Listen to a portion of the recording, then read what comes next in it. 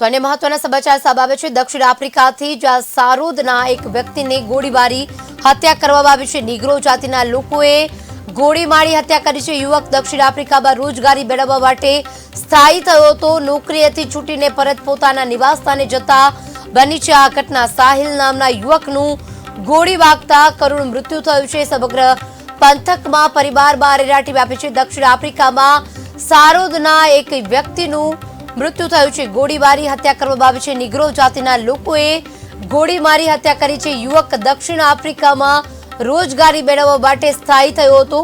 નોકરીએથી છૂટી અને પરત ફરી રહ્યો હતો તેના નિવાસસ્થાને અને આ ઘટના બની છે। સાહિલ નામના યુવકનું ગોળી વાગતા કરુણ મૃત્યુ થયું છે। પરિવારમાં શોકનો માહોલ છવાયો છે।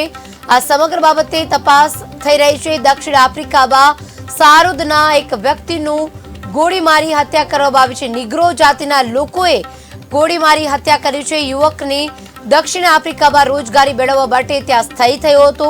નોકરીએથી છૂટી પરત પોતાના નિવાસસ્થાને જતા આ ઘટના બની છે। સાહિલ નામના યુવકનું ગોળી વાગતા કરુણ મૃત્યુ થયું છે। પરિવારમાં શોકની લહેર છવાઈ છે। યુવક દક્ષિણ આફ્રિકા રોજગારી મેળવવા માટે સ્થાયી થયો હતો ત્યારે તેની હત્યા કરી દેવામાં આવી છે। ગોળી મારી અને નીગ્રોએ હત્યા કરી હોવાનું સામે આવ્યું છે। યુવક દક્ષિણ આફ્રિકામાં રોજગારી મેળવવાના માટે સ્થાયી થયો હતો। નોકરીએથી છૂટીને પરત પોતાના નિવાસસ્થાને જતા બની છે ઘટના।